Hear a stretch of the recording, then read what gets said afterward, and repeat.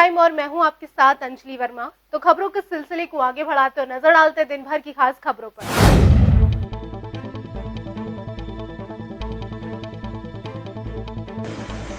आगरा में नहीं थम रहा है कोरोना का ग्राफ। शुक्रवार को फिर से कोरोना के 106 नए मामले आए सामने।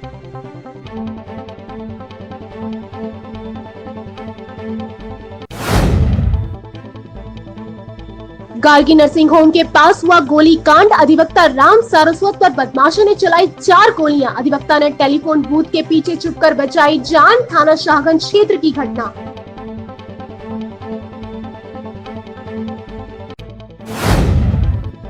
ताज नगरी में जा रहे हैं अवैध खनन का धड़ल्ले से कारोबार। रात के अंधेरे में खनन माफिया कर रहे हैं अवैध खनन। पुलिस और खनन विभाग बेखबर।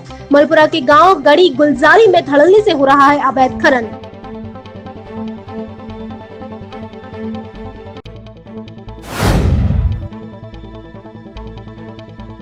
संदिग्ध परिस्थिति में फांसी के फंदे पर लटका मिला महिला का शव। महिला के परिजनों ने ससुराली जनों पर लगाया हत्या का आरोप। थाना ताजगंज क्षेत्र के भोला बाबा कॉलोनी का मामला।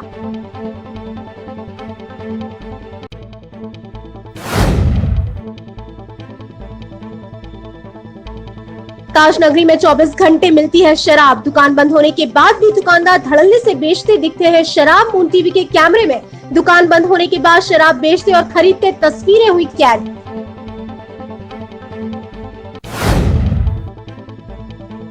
प्रधानमंत्री आवास योजना में बड़ी धांधली। पात्रों के नाम काट अपात्रों को दिए जा रहे हैं मकान। पात्र महिला ने प्रधान और पंचायत सेक्रेटरी पर अपना नाम काटने के साथ लगाए गंभीर आरोप। महिला ने तहसील दिवस में की शिकायत।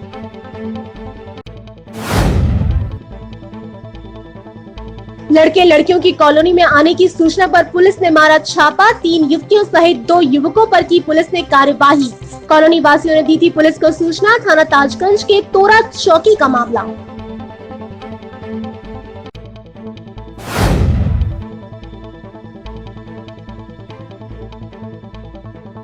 केनरा बैंक अंचल कार्यालय में खुदरा ऋण एक्सपो का हुआ आयोजन। केनरा बैंक महाप्रबंधक एस वासुदेव शर्मा की अध्यक्षता में आयोजित खुदरा ऋण एक्सपो में लगभग 30 करोड़ किए गए वितरित।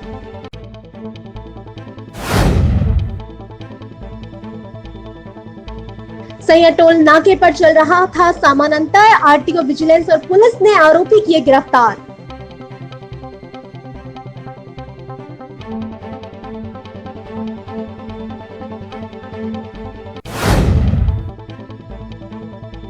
पंजाब नेशनल बैंक के कार्यपालक ने अंचल कार्यालय का किया दौरा। पंजाब नेशनल बैंक के डिजिटल प्रोडक्ट्स के बारे में दी कई जानकारी।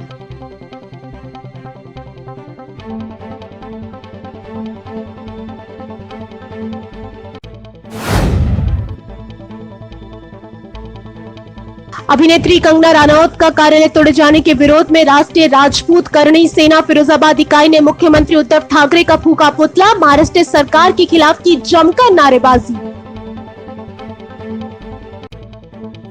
आगरा में दिन प्रतिदिन अपराध का ग्राफ बढ़ता जा रहा है। आगरा शहर में बदमाशों के हौसले इतने बुलंद हैं कि दिन दहाड़े बदमाश गोली चलाने से भी नहीं चूकते हैं। ताजा मामला थाना शाहगंज के ऋषि मार्ग का है, जहां पर तहसील के अधिवक्ता राम सारस्वत पर जानलेवा हमला करते हुए बदमाशों ने 4 गोली चला दी। आगरा में बदमाशों के हौसले दिन पर दिन बुलंद होते जा रहे हैं और बदमाशों के लिए गोलियां चलाना अब आम बात सी हो गई है। ऐसा ही एक मामला थाना शाहगंज क्षेत्र में देखने को मिला। गार्गी नर्सिंग होम के पास दिन दहाड़े ही गोलियां चलाने की आवाज से पूरे क्षेत्र में सनसनी फैल गई।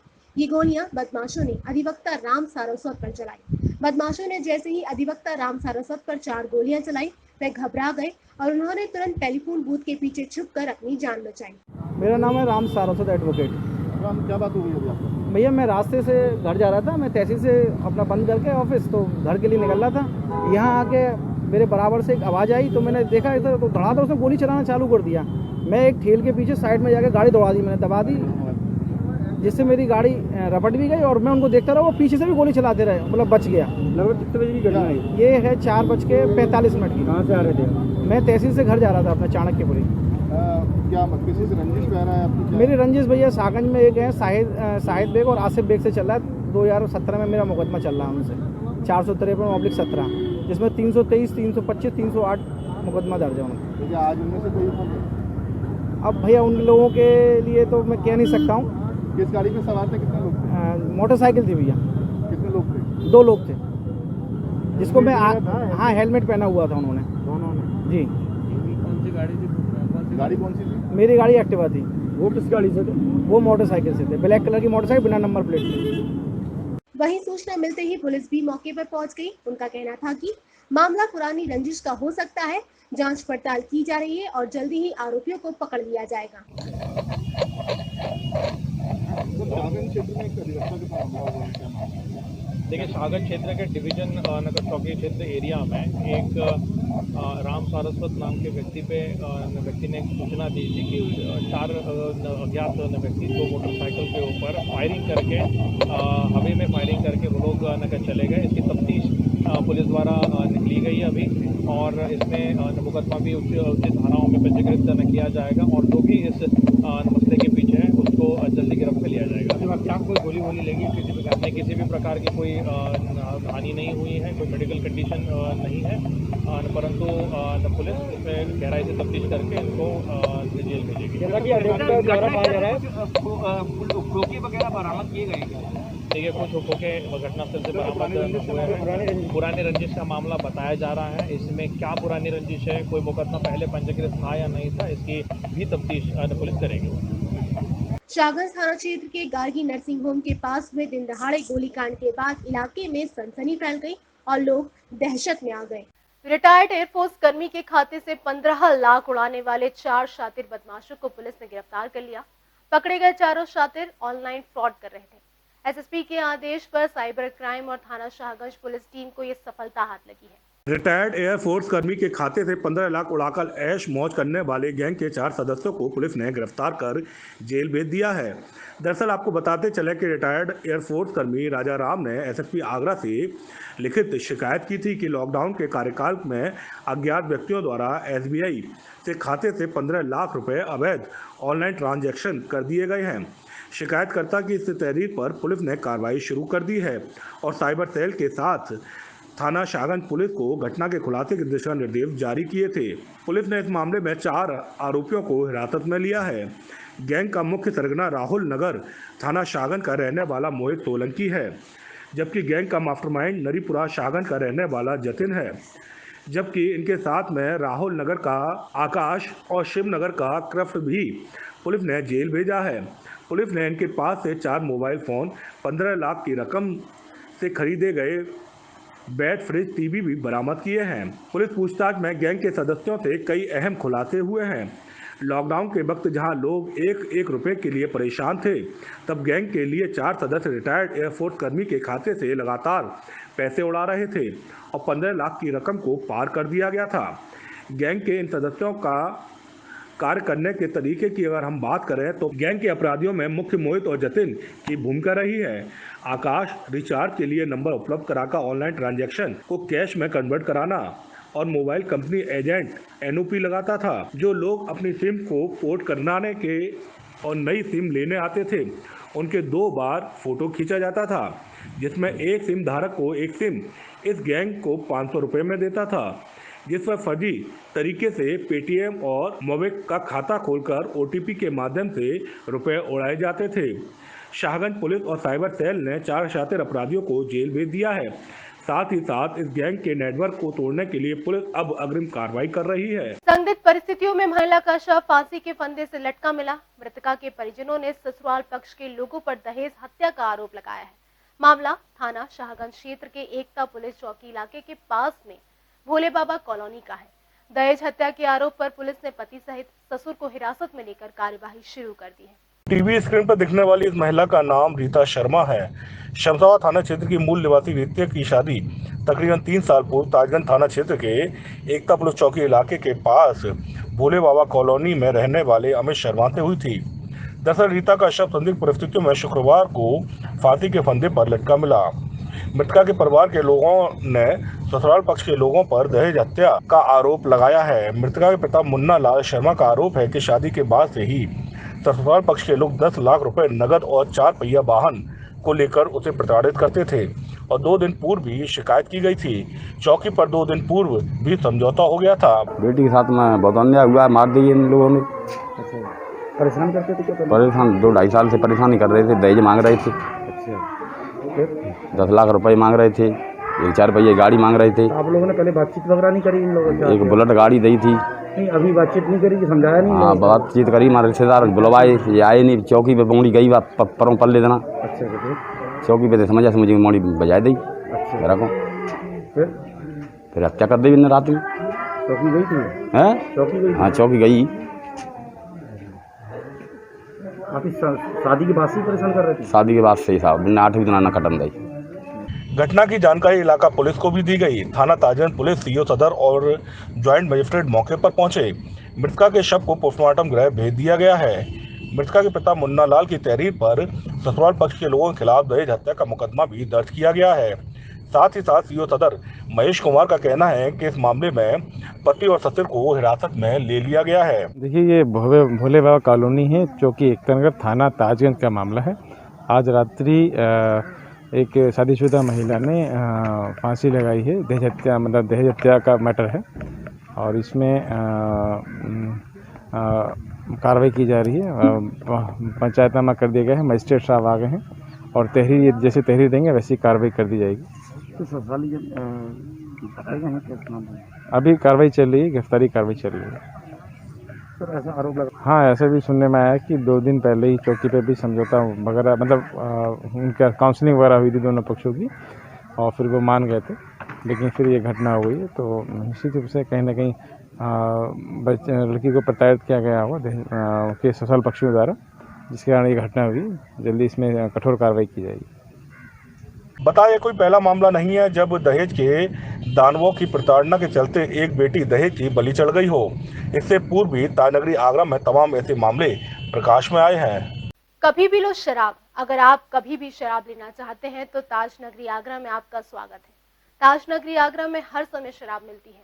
ये हम नहीं कह रहे, बल्कि दुकान बंद होने के बाद ताजनगरी में जगह जगह शराब के शौकीन शराब खरीदते हुए देखे जा सकते हैं। बता दें, सरकार ने आबकारी दुकान या यूं कहें शराब की दुकान खुलने का समय सुबह 10 बजे से रात 9 बजे तक निर्धारित किया, लेकिन इसके बावजूद रात 9 बजे के बाद ताजनगरी आगरा में शराब की दुकानों से धड़ल्ले से शराब बेची जा रही है। मून टीवी की टीम ने जब इसकी पड़ताल की तो आगरा में रात 9 बजे के बाद कई ऐसी दुकानों से लोग शराब खरीदते हुए देखे गए। कभी भी लो शराब। अगर आप कभी भी शराब लेना चाहते हैं तो ताजनगरी आगरा में आपका स्वागत है। ताजनगरी आगरा में हर समय शराब मिलती है। यह हम नहीं कह रहे, बल्कि दुकान बंद होने के बाद ताजनगरी में जगह जगह शराब के शौकीन शराब खरीदते हुए देखे जा सकते हैं। बता दें, सरकार ने आबकारी दुकान या यूँ कहें कि शराब की दुकान खुलने का समय सुबह 10 बजे से रात 9 बजे तक निर्धारित किया है, लेकिन इसके बावजूद रात 9 बजे के बाद ताजनगरी आगरा में शराब की दुकानों से धड़ल्ले से शराब बेची जा रही है। मून टीवी की टीम ने जब इसकी पड़ताल की तो आगरा में रात 9 बजे के बाद कई ऐसी दुकानों से लोग शराब खरीदते हुए देखे गए।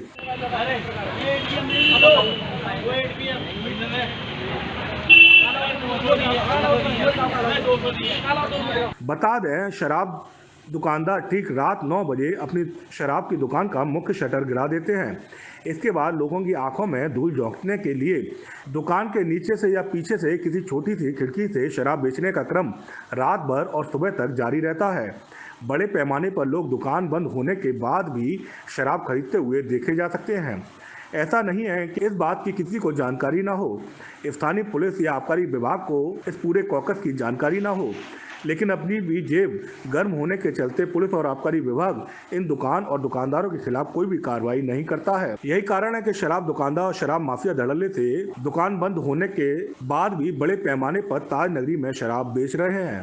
सैया थाना क्षेत्र के आगरा ग्वालियर राष्ट्रीय राजमार्ग पर सैया के टोल नाके पर चल रहा समानांतर आरटीओ पर विजिलेंस ने छापेमार कार्यवाही कर दी। इस मामले में 11 आरोपियों को हिरासत में लिया गया है। ये सभी आरोपी ऑनलाइन टैक्स की आड़ में राजस्थान से अवैध खनन कर रेत और गिट्टी लेकर आने वाले वाहनों के फर्जी जीएसटी बिल और वजन के कागजात तैयार करते थे। इस मामले में विजिलेंस टीम ने सभी आरोपियों के खिलाफ थाने में अभियोग पंजीकृत कर लिया है। सैया में राजस्थान सीमा के टोल नाका पर समानांतर आरटीओ दफ्तर चलाया जा रहा था। यहाँ परिवहन विभाग उत्तर प्रदेश ऑनलाइन टैक्स का बोर्ड लगाकर राजस्थान से अवैध खनन कर बालू और गिट्टी लाने वाले वाहनों के फर्जी कागजात तैयार किए जा रहे थे। उत्तर प्रदेश सतर्कता अधिष्ठान और पुलिस की टीम ने बुधवार तड़के छापा मारकर फर्जी खेल को पर्दाफाश कर दिया और 11 आरोपियों को हिरासत में ले लिया, जबकि उनके 9 साथी अभी फरार चल रहे हैं। सबसे पहले आपको बताते चले कि पूरे खेल में कौन कौन लोग शामिल थे। आरोपी सैया के देवी सिंहपुरा का निवासी होरीलाल, राघवेंद्र सिंह, संदीप, जितेंद्र सिंह, जाजऊ निवासी सहदेव सिंह, कुलदीप, सैया निवासी गजेंद्र सिंह, प्रदीप, सुरेंद्र, गुड्डू और मनसुखपुरा निवासी भूपेंद्र। इन लोगों से पुलिस ने 3 लैपटॉप, 4 प्रिंटर, 3 कीबोर्ड, 2 माउस, 33 रसीद मां वैष्णो देवी इंटरप्राइजेज की बरामद की हैं। वहीं 8 खाली बिल बुक और धर्म कांटे की 4 खाली रसीद बुक सहित 84,900 रुपये भी बरामद किए हैं। इसके साथ 5 बाइक और 4 कार को भी जब्त किया गया है। पुलिस पूछताछ में खुलासा हुआ कि समांतर आरटीओ गैंग का यह सदस्य प्रत्येक घंटे पर 1 लाख रुपए कमाते थे, जिसकी सूचना बार बार विजिलेंस टीम को मिल रही थी। यही वजह थी कि आरोपी हिरासत में भाग ना जाए, इसकी सूचना लीक न हो, तो विजिलेंस पुलिस ने इलाकाई पुलिस की मदद नहीं ली थी।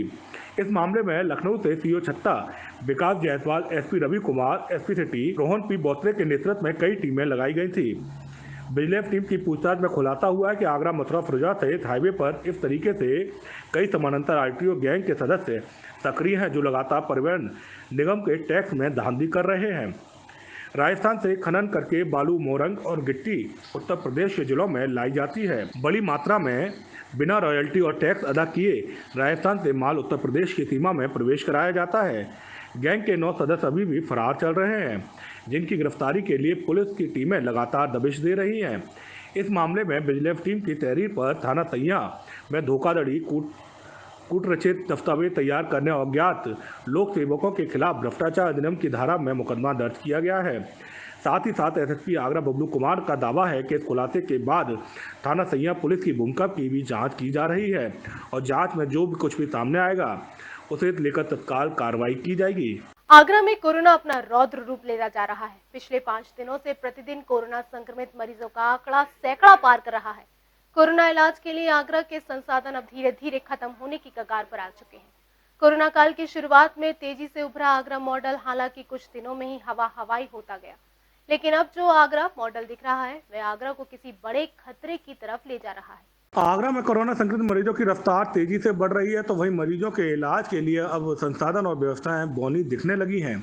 साथ साथ खत्म होने की तरफ भी बढ़ती जा रही है। हालांकि प्रशासन लगातार व्यवस्थाएं दुरुस्त करने के दावे कर रहा है, लेकिन आलम यह है कि कोरोना संक्रमित मरीजों के लिए भर्ती करने के लिए बेड से लेकर ऑक्सीजन तक की सप्लाई में दिक्कतें आ रही हैं।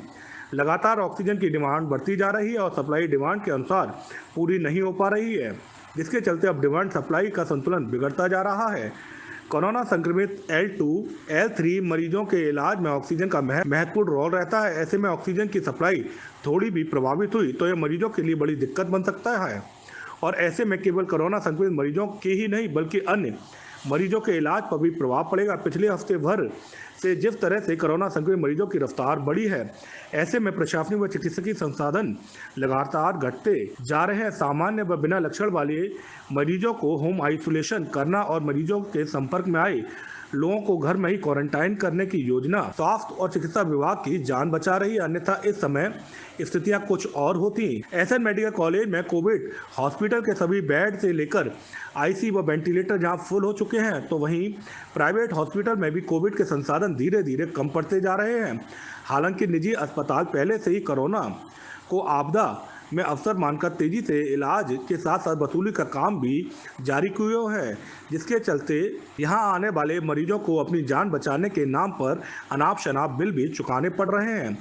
आगरा में कोरोना संक्रमित मरीजों का आंकड़ा 5,000 पार कर चुका है, तो वहीं कुल एक्टिव मामले 850 हो चुके हैं और जिस तरह से आंकड़े आ रहे हैं वह स्वास्थ्य विभाग के लिए किसी चुनौती से कम नहीं है। प्रतिदिन डिमांड के आधार पर ऑक्सीजन सिलेंडर की सप्लाई घटती जा रही है। हालांकि प्रशासन के दावे तो हैं, लेकिन जल्द ही व्यवस्था दुरुस्त नहीं हुई तो हालात विस्फोटक हो सकते हैं। थाना ताजगंज के तोरा चौकी क्षेत्र में एक मकान में पुलिस ने सेक्स रैकेट की सूचना पर छापेमार कार्यवाही की। इस कार्यवाही के दौरान पुलिस ने 3 युवतियों सहित 2 युवकों को गिरफ्तार किया। बता दें, तोरा चौकी क्षेत्र में बने एक मकान में पिछले कई दिनों से रोजाना लोगों के आने जाने पर यहां के कॉलोनी वासियों ने पुलिस से शिकायत की थी। थाना ताजगंज के तोरा चौकी क्षेत्र में एक मकान में पुलिस ने सेक्स रैकेट की सूचना पर छापामार कार्रवाई की। इस कार्रवाई के दौरान पुलिस ने 3 युवतियों सहित 2 युवकों को गिरफ्तार किया है। बता दें, तोरा चौकी क्षेत्र में बने एक मकान में पिछले कई दिनों से रोजाना लोगों का आना जाना दिन भर लगा रहता था। इसे लेकर पड़ोसी खासे परेशान थे। क्षेत्रीय लोगों ने इसकी शिकायत पुलिस से की। पुलिस ने इसी शिकायत पर इस मकान में छापा मारा। इस छापामार कार्रवाई के दौरान पुलिस ने यहां से 3 युवतियों सहित 2 युवकों को गिरफ्तार किया है। पुलिस अब इन सभी को थाने ले आई है, जहां इनसे पूछताछ की जा रही है। प्रधानमंत्री मोदी की महत्वाकांक्षी योजना प्रधानमंत्री आवास योजना में धड़ल्ले से धांधली की जा रही है। गरीब पात्रों की सूची से नाम काटे जा रहे हैं, तो वहीं अपात्रों के नाम सूची में शामिल किए जा रहे हैं। ऐसा ही एक मामला पिनाहट क्षेत्र के अंतर्गत ग्राम पंचायत बरेड़ा में देखने को मिला, जहां पीड़ित पात्र महिला पुष्पा का नाम सूची से हटा दिया गया। इस पूरे मामले में पीड़ित महिला, उसके परिजनों ने ग्राम प्रधान और पंचायत सेक्रेटरी पर गंभीर आरोप लगाए। प्रधानमंत्री मोदी की महत्वाकांक्षी योजना प्रधानमंत्री आवास योजना में धड़ल्ले से धांधली की जा रही है। गरीब पात्रों की सूची से नाम काटे जा रहे हैं, तो वहीं अपात्रों के नाम सूची में शामिल किए जा रहे हैं। ऐसा ही एक मामला पिनाहट क्षेत्र के अंतर्गत ग्राम पंचायत बरेंडा में देखने को मिला, जहां पीड़ित पात्र महिला पुष्पा का नाम सूची से हटा दिया गया। जब महिला और उसके परिजनों को इसकी जानकारी हुई, तो उन्होंने संबंधित अधिकारियों से इसे लेकर लिखित शिकायत की। तो वही महिला का आरोप है कि नाम दोबारा शामिल करने को लेकर उससे सुविधा शुल्क मांगा जा रहा है। महिला उसके परिजनों ने आरोप लगाया कि प्रधान और पंचायत सेक्रेटरी की मिलीभगत से प्रधानमंत्री आवास योजना में पात्रों के नाम काटकर अपात्रों को मकान दिए जा रहे हैं। पुष्पा कहाँ के रहने वाली हो? पिनाहट पलोखरा। क्या मामला है? मेरा मामला वो भाई साहब में मेरा आवास आया था जी, और मेरा आवास गांव के प्रधान ने, सेक्रेटरी ने, जिनने मिल के मेरा आवास खा लिया है। इनने मेरा नाम कट दिया है। किसको दिया हुआ आवास? हैं? और किसी को दे दिया है? हाँ, और किसी को दे दिया है। अच्छा। और घर पे जो जांच करने के लिए गए थे, सेक्रेटरी साहब गए थे, जांच करके ही रास्ता में इनने मेरा नाम काटा। सेक्रेटरी से बात हुई तो क्या कह रहे थे सेक्रेटरी?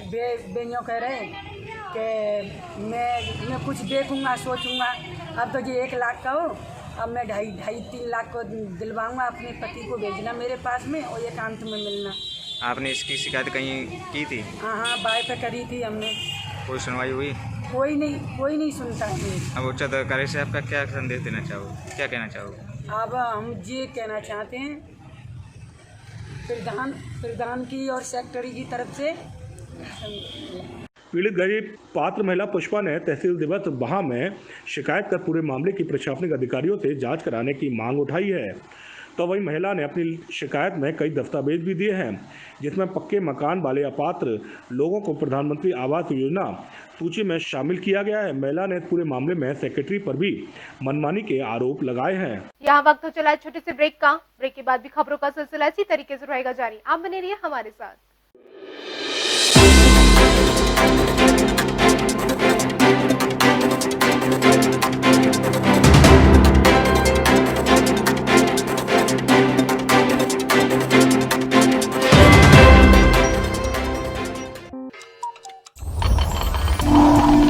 नहीं आ सकता, बट भाई 1000 साल से अंदर बाहर होते होते मेरे अंडरवेयर का इलास्टिक लूज हो गया। खरीदिए डिक्सी स्कॉट, इसके इलास्टिक में है स्पैंडेक्स जो टिके लंबे समय तक। Dixcy Scott fully elastic, fully fantastic. Unnati Group of Colleges admissions open 2020-21, 95% placement approx. Scholarship available, course offered. Approved by AICTE, NCTE, PCI. Affiliated to AKTU, BTE, Dr. Bhimrao Ambedkar University. Course offered, MBA, General OBC 20,000 per year plus scholarship. SCST 8,200 per year plus scholarship. Polytechnic, General OBC 3,100 per year plus scholarship. SCST 1,100 per year plus scholarship. B.Ed, General OBC 51,250 per year, 6,100 per year SCST. B Pharma, General OBC 35,000 per year, 10,000 per year SCST. G Pharma, General OBC 50,000 per year, 5,000 per year SCST. Campus Deendayal Dham Road, Fare, Mathura. City Office F22 Akhilesh Tower, Hariparvat, Agra. Mobile number 997349 0562 2527017 and 40313110. केंद्रीय पादुका प्रशिक्षण संस्थान CFTI Agra रोजगार परक पाठ्यक्रमों के लिए प्रवेश सूचना। प्रवेश प्रक्रिया काउंसलिंग के माध्यम से। पाठ्यक्रम प्रारंभ होने की तिथि 1 अक्टूबर 2020। Admission open for diploma in footwear manufacture and design 2 years, advance certificate in footwear design and product development 1 year, PG diploma in footwear technology 18 month, certificate in shoe CAD CAD 3 months. Hostel facility available, 100% placement assistance. MSME business opportunity. Address C41 and 42, Site C, Industrial Area, Sikandra, Agra, 282007. Contact number 7310642370 and 7906800655.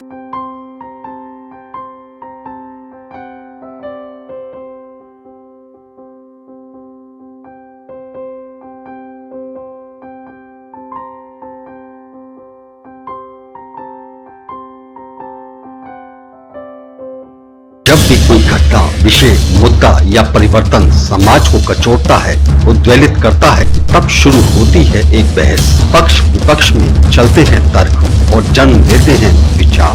चर्चा, बहस, तर्क वितर्क से लेकर विचार बनने तक का है सफरनामा मूल न्यूज का कार्यक्रम नजरिया। समसामयिक विषयों पर तीखी बहस नजरिया, स्थानीय मुद्दों पर समाज का उद्वेलन नजरिया। यदि आप भी नजरिया कार्यक्रम में सहभागी होना चाहते हैं तो आप हमें SMS कर सकते हैं। टाइप कीजिए अपना नाम, मोबाइल नंबर, कार्य विषय की जानकारी और SMS करें 9639000300। ब्रेक के बाद एक बार फिर आप सभी का स्वागत है। अब नजर डालते हैं आगे की ताजा खबरों पर। शुक्रवार को केनरा बैंक अंचल कार्यालय में खुदरा एक्सपो का आयोजन किया गया। केनरा बैंक के महाप्रबंधक S वासुदेव शर्मा की अध्यक्षता में आयोजित खुदरा ऋण एक्सपो के अवसर पर ग्राहकों को गृह वाहन ऋण व अन्य खुदरा ऋण में लगभग 30 करोड़ वितरित किए गए। केनरा बैंक 115 वर्षों से देश की सेवा में तत्पर है और देश के जन जन तक आर्थिक सेवाएं सुगमता से पहुंचाने में कार्यरत है। सार्वजनिक क्षेत्र के बैंकों में केनरा बैंक चौथे स्थान पर व भारत के बैंकिंग उद्योग में 5वें पायदान पर है। पिछले एक दशक से भी अधिक समय में इस बैंक ने बैंकिंग सेवाओं के क्षेत्र में न केवल नित नए कीर्तिमान स्थापित किए बल्कि सामाजिक सेवा में भी अग्रणी भूमिका निभाई है। ग्राहकों की बेहतर सेवा की इस यात्रा को और आगे ले जाने के उद्देश्य से केनरा बैंक द्वारा आगरा में अंचल कार्यालय स्थापित किया गया है, जहां से पश्चिमी उत्तर प्रदेश के 15 जिलों की शाखाएं संचालित होती है। इसमें से केनरा बैंक 9 जिलों में अग्रणी बैंक की भूमिका निभा रहा है। ये सभी जानकारी शुक्रवार को केनरा बैंक द्वारा आयोजित खुदरा ऋण एक्सपो के आयोजन के दौरान दी गई। केनरा बैंक का रिटेल एक्सपो इधर हो रहा है। हमारा इसमें व्हीकल डीलर्स भी है, बिल्डर्स भी है। वो इस तरह की एक एक्सपो इधर इसलिए हो रहा है क्योंकि ये कोविड के टाइम में भी बैंक लोन दे रहे हैं। इसके लिए पब्लिक को भी इन्वॉल्व करके, हमारा ग्राहक को भी इन्वॉल्व करके हम ऐसा एक रिटेल एक्सपो ये सर्कल ऑफिस आगरा के हिसाब में इधर कर रहे हैं क्योंकि पब्लिक को जानकारी होना चाहिए। अभी भी बैंक का ऋण दे रहे हैं और उसको इधर आके उनका बिल्डर्स को भी उसका बारे में मालूम हो सकता है और व्हीकल डीलर्स को भी उसका व्हीकल के बारे में मालूम हो सकता है। शुक्रवार को केनरा बैंक अंचल कार्यालय आगरा में S वासुदेव शर्मा महाप्रबंधक व अंचल प्रमुख की अध्यक्षता में खुदरा ऋण एक्सपो का आयोजन किया गया। खुदरा ऋण एक्सपो में ग्राहकों को गृह ऋण, वाहन ऋण व अन्य खुदरा ऋण योजनाओं के ऋण वितरित किए गए। इस अवसर पर शहर के समस्त बिल्डर व मुख्य कार विक्रेता एजेंसी में विभिन्न ग्राहक हित योजनाओं के साथ उपस्थित रहे। हमारा आगरा का नया सर्कल इधर शुरू हुए हैं, उसके हिसाब से 550 ब्रांचेस है और खाली आगरा में ही हमारा 100 से ऊपर ब्रांचेस कैनरा बैंक का है। कैनरा बैंक ऐसे आपको मालूम है अभी इंडिया का 4th largest public sector bank है। हमारा तरह तरह का हाउसिंग लोन भी है और व्हीकल लोन भी है। और हाउसिंग लोन में 6.90% से लेके हमारा इंटरेस्ट की स्कीम्स है। व्हीकल लोन का 7.25% से भी हमारा स्कीम्स चलता रहता है। इसके अलावा हमारा एक एक्सक्लूसिव गोल्ड लोन प्लाजा भी एमजी रोड में चलता है, उसमें भी गोल्ड लोन आप ले सकते हैं। खुदरा ऋण एक्सपो में ग्राहकों को गृह ऋण, वाहन ऋण व अन्य खुदरा ऋणों में लगभग 30 करोड़ वितरित किए गए। वहीं इस कार्यक्रम में कोविड-19 के सुरक्षा नियमों का भी ध्यान रखा गया। अगर आप भी पंजाबी गानों के शौकीन हैं तो YouTube चैनल बीबा रिकॉर्ड्स पर रिलीज हुआ असला गाना आपको जरूर पसंद आएगा। रिलीज होते ही गाना लोगों की जुबान पर चढ़कर बोल रहा है, जिसको महज 2 दिन में ही लगभग 4.5 लाख लोगों ने देखा है। असला टाइटल के साथ रिलीज हुआ पंजाबी गाना जो आजकल हर किसी की जुबान पर चढ़कर बोल रहा है। रिलीज होते ही इस गाने को महज 2 दिन में लगभग 4.5 लाख लोगों द्वारा देखा जा चुका है।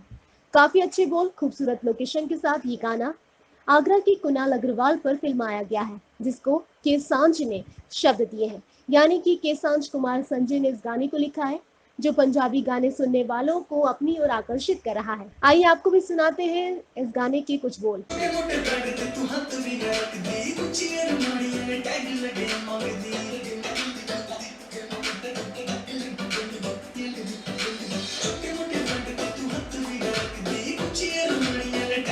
ਲੱਦੀ ਤੈਨੂੰ ਕਿਤੇ ਲੋੜ ਸੋਣੀਏ ਮਾਰਦੀ ਐ ਮੁੰਡਿਆਂ ਨੂੰ ਸ਼ਾਪਿੰਗ ਤੇਰੀ ਅਸਲਾ ਦੀ ਤੈਨੂੰ ਕਿਤੇ ਲੋੜ ਸੋਣੀਏ ਮਾਰਦੀ ਐ ਮੁੰਡਿਆਂ ਨੂੰ ਸ਼ਾਪਿੰਗ ਤੇਰੀ। YouTube चैनल बीबा रिकॉर्ड्स पर रिलीज हुआ असला पंजाबी गाने को काफी लोग पसंद कर रहे हैं।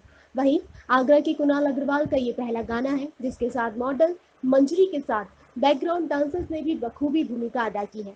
आइए जानते हैं क्या कहना है कुणाल अग्रवाल का अपने इस पहले गाने के रिलीज के बाद। देखिए, मेरा गाना 2 दिन के अंदर में 4.5 लाख व्यूज़ क्रॉस कर गया है और ये गाना मैंने पिछले 15 दिन से बना रहा था और 15 दिन बाद जाके भी मैंने रिलीज़ कराया। 3 दिन पहले गाना, और जाके आप लोग देखें, शेयर करें और बताएं कैसा। ये बीबा रिकॉर्ड्स है, आगरा से ही है और काफ़ी अच्छा चैनल है और काफ़ी अच्छा उसका मुझे रिस्पांस भी मिला है। सपोर्ट भी आप करते रहिए। कितने सब्सक्राइबर होंगे? उनके सब्सक्राइबर्स करीब हैं 27,000 सब्सक्राइबर्स उनके हो गए हैं। स्टार्टिंग है, उनका न्यू चैनल है और पहले गाने के अंदर में उनके करीब 4.5 लाख व्यूज़ उनके क्रॉस कर गए हैं पहले गाने पे। तो अच्छा लग रहा है काफ़ी ज़्यादा। लगभग 15 दिन की मेहनत के बाद बीबा रिकॉर्ड्स पर रिलीज हुए इस गाने के बाद अब जल्दी ही कुणाल अग्रवाल 29 सितंबर को अपने नए गाने के साथ एक बार फिर से धूम मचाते हुए नजर आएंगे। पंजाब नेशनल बैंक के कार्यपालक निदेशक अज्ञे कुमार आजाद ने शुक्रवार को अंचल कार्यालय का दौरा किया। इस दौरान उन्होंने पंजाब नेशनल बैंक के डिजिटल प्रोडक्ट्स के बारे में जानकारी दी और पंजाब नेशनल बैंक द्वारा दी जा रही सुविधाओं के बारे में बताया। पंजाब नेशनल बैंक के कार्यपालक निदेशक अज्ञे कुमार आजाद ने शुक्रवार को अंचल कार्यालय आगरा का दौरा किया। इस दौरान उन्होंने मंडल कार्यालय आगरा की सिविल लाइन स्थित महिला शाखा में PNB डिजी हट का उद्घाटन किया, जिसमें अंचल प्रबंधक सत्यवान और मंडल प्रमुख आगरा अश्वनी कुमार सिंह उपस्थित थे। इस दौरान उन्होंने पंजाब नेशनल बैंक के डिजिटल प्रोडक्ट्स के बारे में भी जानकारी दी और पंजाब नेशनल बैंक द्वारा दी जा रही डोर स्टेप बैंकिंग के बारे में बताया। भारत सरकार द्वारा प्रायोजित स्वनिधि योजना व गारंटी इमरजेंसी क्रेडिट लाइन के विषय में बैंक द्वारा उठाए जा रहे कदमों के बारे में भी बताया। आज हम आगरा अंचल के सारे जो हमारे आंचलिक प्रबंधक और इससे रिलेटेड जितने सर्किल हेड हैं उनका बैठक करेंगे और ये विशेष परिस्थिति जो कोविड का चल रहा है उसमें हम लोगों को किस तरह से मदद पहुंचा सकते हैं उस पर विशेष विचार किया जाएगा। उसी संदर्भ में ये डिजी हट का उद्घाटन किया गया है, जहां आदमी बिना किसी के संपर्क में आए अपनी बैंकिंग सेवा का आदान प्रदान सब कुछ कर सकता है, अपने अकाउंट खोल सकते हैं। जहाँ किसी को जो सोशल डिस्टेंसिंग का पालन करते हुए, मास्क का पालन करते हुए जो आज का जरूरी है अपने हेल्थ के लिए सबसे एक्चुअली इसी क्रम में हम अपने सारे अंचल के जितने लोग हैं उनको कैसे विभिन्न तरीके से मदद किया जा सकता है और जो भारत की गिरती हुई इस कोविड के कारण जो स्लो अर्थव्यवस्था हो गया है, जो प्रगति धीमी है, उसको कैसे जाम फूका जा सकता है, ये आज के पर्पस का विशेष होगा। इस दौरान उन्होंने अंचल सहित सभी मंडल कार्यालयों की व्यावसायिक समीक्षा की। बैठक में अंचल प्रबंधक सत्यवान व उप अंचल प्रमुख सचिदानंद, ज्योतिष प्रसाद, अश्वनी कुमार व अन्य अधिकारी गण भी मौजूद रहे। ताज नगरी में अवैध खनन का कारोबार लगातार जारी है। खनन माफिया रात के अंधेरे में पुलिस और खनन विभाग की आंखों में धूल झोंककर धड़ल्ले से खनन का कारोबार कर रहे हैं। ताजा मामला थाना मलपुरा क्षेत्र के गड़ी गुलजारी गांव से जुड़ा है, जहां पर जेसीबी से मिट्टी खोदकर ट्रक और ट्रॉली में अवैध खनन होता वीडियो वायरल हो रहा है। ताजनगरी में अवैध खनन का कारोबार लगातार जारी है। खनन माफिया रात के अंधेरे में पुलिस और खनन विभाग की आंखों में धूल झोंककर धड़ल्ले से खनन का कारोबार कर रहे हैं। ताजा मामला थाना मलपुरा क्षेत्र के गड़ी गुलजारी गांव से जुड़ा है, जहां पर जेसीबी से मिट्टी खोदकर ट्रक और ट्रॉली में अवैध खनन किया जा रहा है। इसका वीडियो भी तेजी से वायरल हो रहा है। आप खुद देखिए कि किस तरह से जेसीबी से अवैध खनन कर मिट्टी और ट्रॉलियों में भरी जा रही है।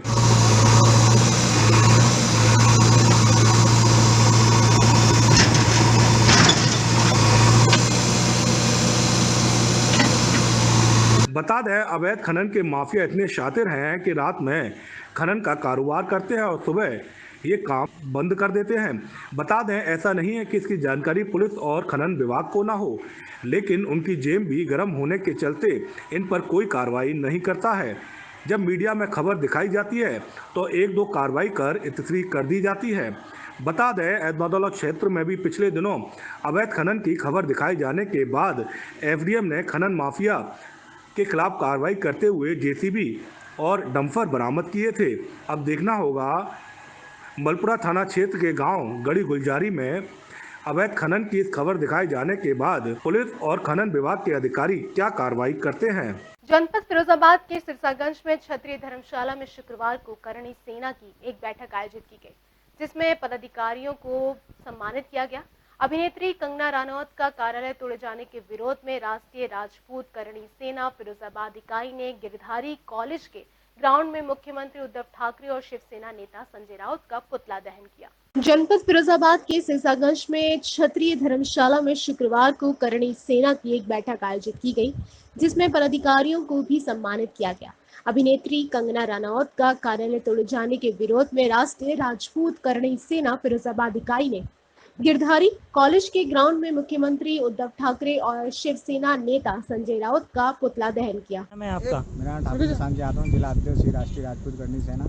आज जो हमने कार्यक्रम किया है क्षत्रिय धर्मशाला में, जो हमारे पत्रकारी आए हुए हैं, कंगना रनौत के समर्थन में हमने मीटिंग रखी है और ये पुतला दहन किया है, जो कि महाराष्ट्र सरकार ने बीएमसी ने मिलकर कंगना रनौत का ऑफिस जो धोखे से उसको वो पीछे से अगर उसको तोड़ दिया गया है तो उसका करणी सेना विरोध करती है और कंगना रनौत के साथ साहिल के साथ खड़ी हुई है। साथ ही पुतला दहन के दौरान कार्यकर्ताओं ने महाराष्ट्र सरकार के विरुद्ध जमकर नारेबाजी की।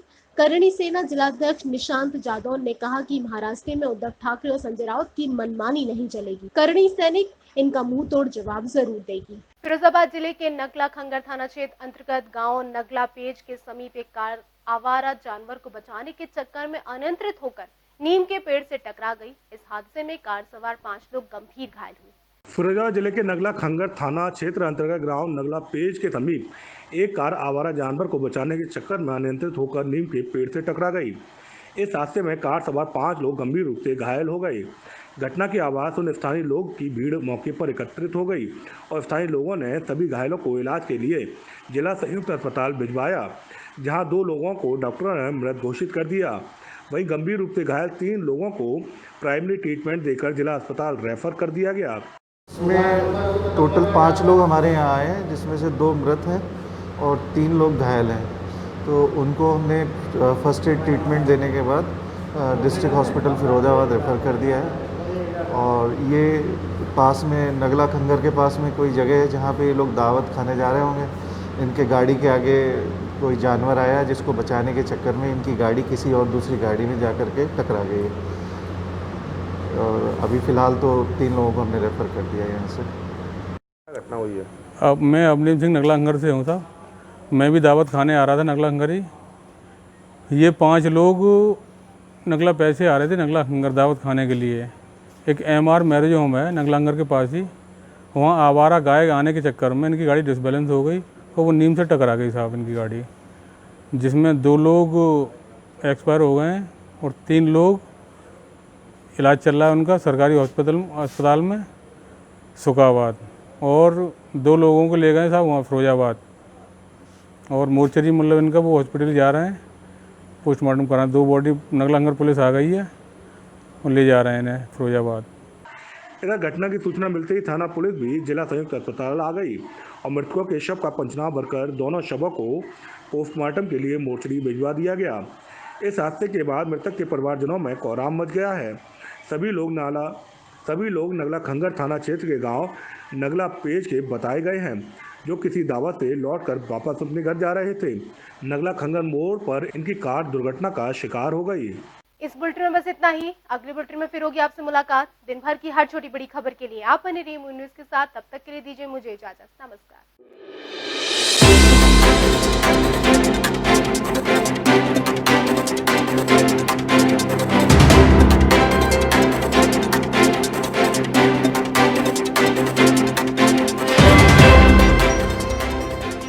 क्या चीज बनाई ऊपर वाले ने? ये नहीं वो।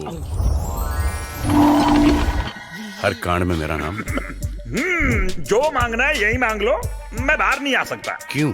But why? अरे 1000 साल से अंदर बाहर होते होते मेरे अंडरवेयर काइलर इलास्टिक लूज हो गया। जिनी अंकल खरीदिए डिक्सी स्कॉट, इसके इलास्टिक में है स्पैंडेक्स जो टिके लंबे समय तक। Dixcy Scott fully elastic, fully fantastic. Unnati Group of Colleges. Admissions open 2020-21. 95% placements approx. Scholarship available. Course offered. Approved by AICTE, NCTE, PCI. Affiliated to AKTU, BTE, Dr. Bhimrao Ambedkar University. Course offered. MBA General OBC 20,000 per year plus scholarship. SCST 8,200 per year plus scholarship. Polytechnic General OBC 3,100 per year plus scholarship. SCST 1,100 per year plus scholarship. B.Ed General OBC 51,250 per year, 6,100 per year SCST. B Pharma General OBC 35,000 per year, 10,000 per year SCST. G Pharma General OBC 50,000 per year, 5,000 per year SCST. Campus Deen Dayal Dham Road, Pare, Mathura. City Office F22 Akhilesh Tower, Hariparvat, Agra. Mobile number 997349 0562 2527017 and 40313110. केंद्रीय पादुका प्रशिक्षण संस्थान CFTI Agra रोजगार परक पाठ्यक्रमों के लिए प्रवेश सूचना। प्रवेश प्रक्रिया काउंसलिंग के माध्यम से। पाठ्यक्रम प्रारंभ होने की तिथि 1 अक्टूबर 2020। Admission open for diploma in footwear manufacture and design 2 years, advance certificate in footwear design and product development 1 year, PG diploma in footwear technology 18 months, certificate in shoe CAD CAD 3 months. Hostel facility available, 100% placement assistance. MSME business opportunity. Address C41 and 42, Site C, Industrial Area, Sikandra Agra, 282007. Contact number 7310642370 and 79068000655.